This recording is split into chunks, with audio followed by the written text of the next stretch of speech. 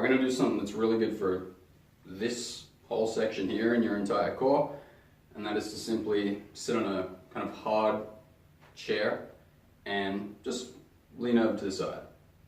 Nothing special to start off with.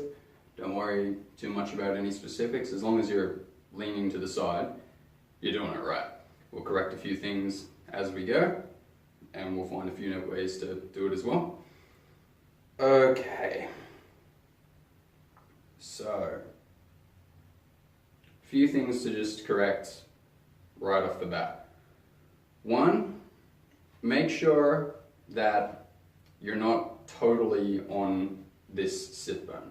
You want to be able to feel a nice firm connection of each sit bone onto the chair. That's why we sit on a hard chair, because otherwise you might not be sure. Plus on a soft chair you're kind of like swaying about and you can't really find a good solid foundation. But both firmly connecting to the surface, and you can really feel the weight going through it, especially this one. Like this one will be no problem, but this one over here, this sit bone below here, really make sure that you feel some weight going into that. Okay, the next one is your shoulders. If there's a tendency to want to raise this shoulder up, because well, often when we just turn, we kind of like lead with the shoulder. So focus on letting this shoulder hang down. I mean, this shoulder you want to let hang down as well, but this one you want to give special attention to. Okay, third thing. Instead of wanting to kind of like think all about, okay, I'm moving this way, you know, because it's easy to think that this movement is all about this direction, but there's also stuff on this side as well. So you do want to think about your spine opening up to this side. Okay, this is actually where all the magic is happening, because we're trying to get the spine to open up and the ribs to open up, and we're training the musculature just all over here and all through your core and back to cope with the spine opening like that. Because if you don't have good mobility, you know, some people could lean, you know, really, really far and be totally stable, coordinated, and be able to even like lift weights and do things while leaned really far over, even balanced on both sit bones. But if you're anything like me, you might not be able to go so far. But things will change. We'll experience changes just sitting here. Okay, so what are we looking out for here? Just make sure you're kind of like not holding the chest up. As for your head, you can kind of let it go over like this, or you can hold it up. It's possibly important, but I'm not aware of why it would be important. Okay, so we've got a few things going on here. The QL, Quadratus Lumborum, is attached from the pelvis and goes up to the spine.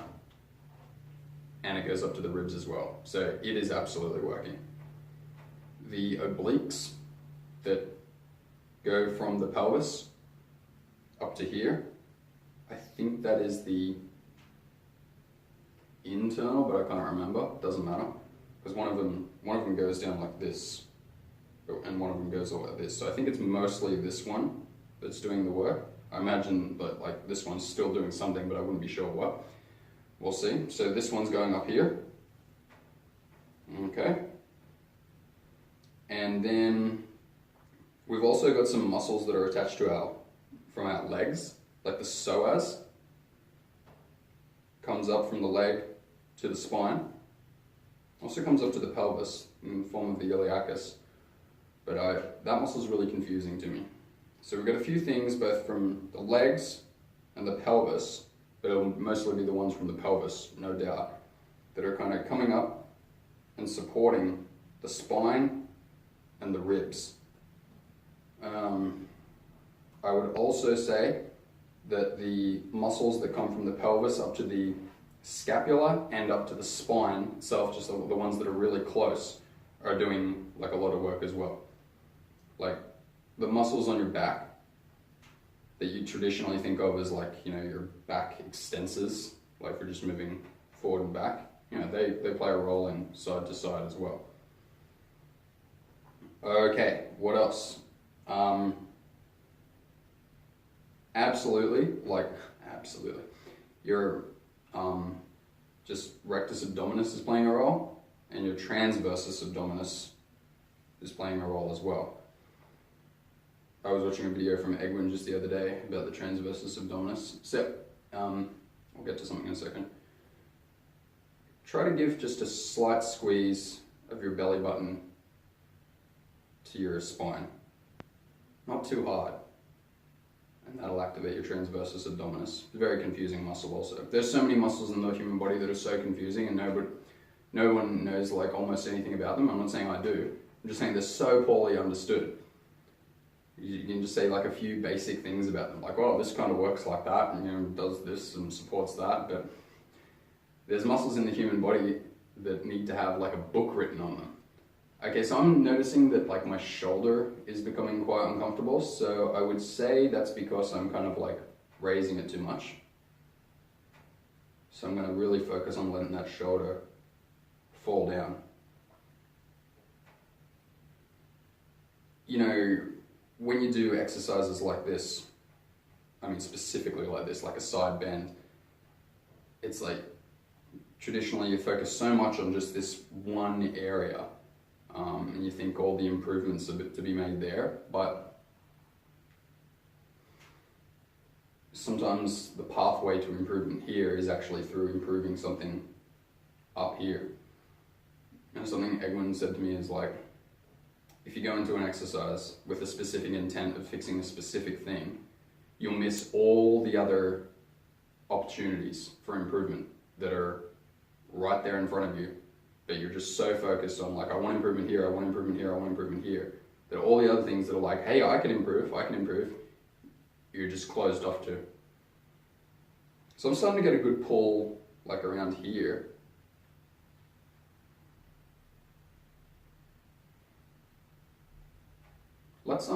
Let's try to straighten up, you know, in spinal extension and flexion and twisting.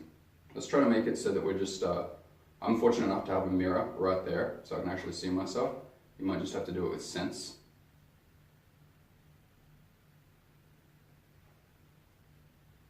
And after straightening up in terms of torsion, in terms of twist, rotation, and extension flexion, just try to go a little bit further. But every time you go a little bit further with your upper body,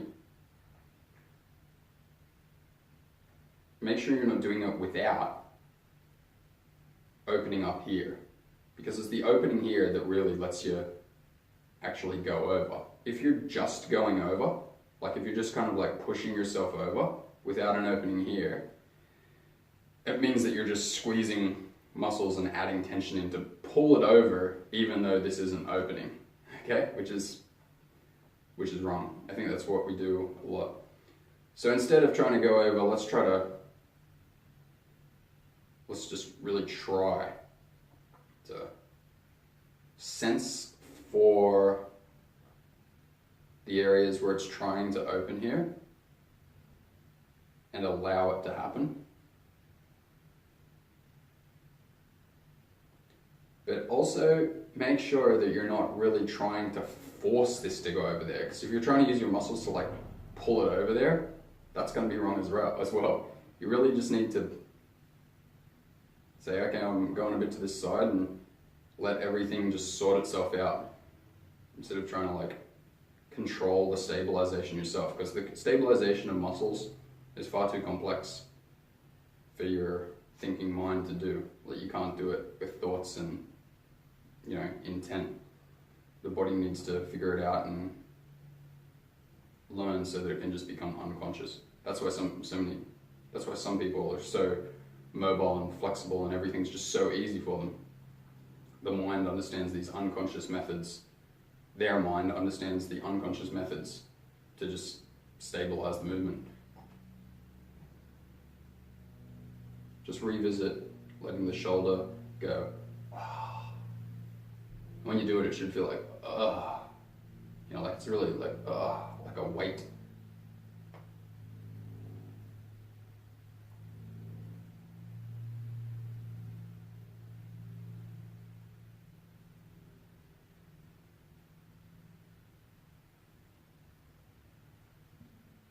I think a lot of the improvement will come from letting the shoulder relax.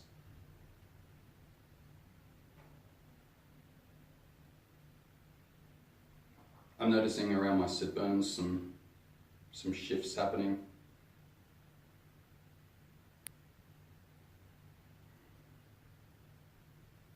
Let's do a few little movements here. Let's go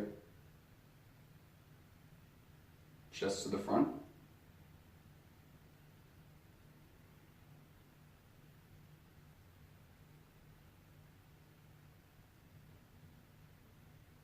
Chest to the back.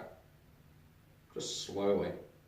Because we've also already got like a bit of pressure on those spinal joints, right? So if you kind of do it fast, you won't know what's going on.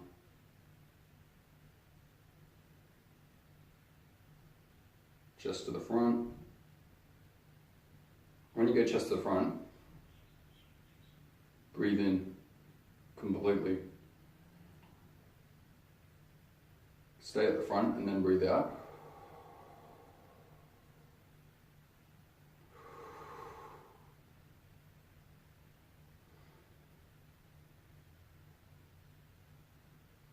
Let's just do a few little of these. Just stay stable on those sit bones.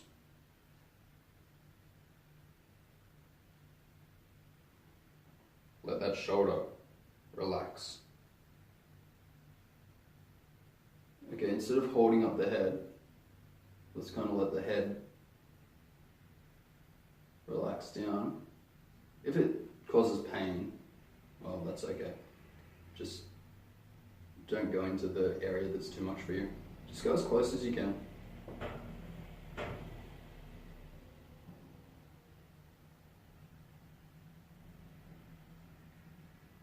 Clearly getting some openings because it's starting to feel, you know, more range. So let's try this. Just do a few. Just like a bit of rotation into it as well.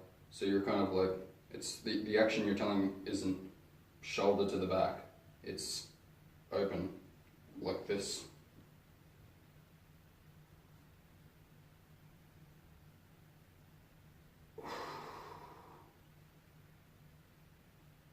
We'll do one to the front in a second. Ooh, that's pretty tight. Let's have a look here. Keep that shoulder relaxed. Let this line of muscle, like trapezius, kind of stretch out.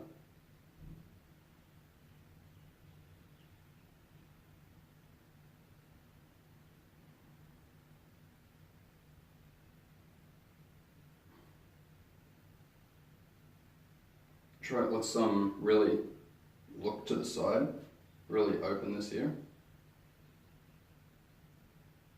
But try to stay stable on that sit bone still.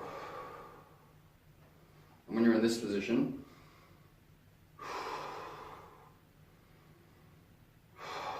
try to breathe into here.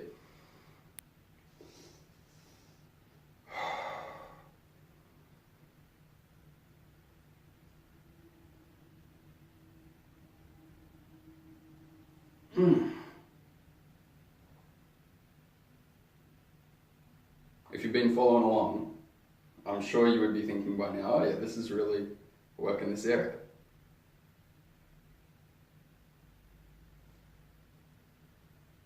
Let's do this. I don't really know what to do with that though. Let's just try it. So just reach up, like extend here, like squeeze this up as if you're raising your shoulders. And then just put it back down and relax.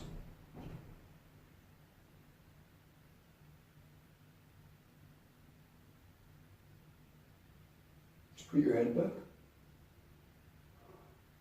Let your jaw open.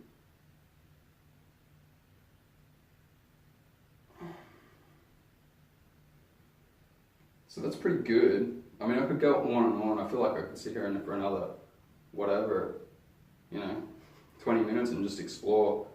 But I think you get the point. Let's do a few of these.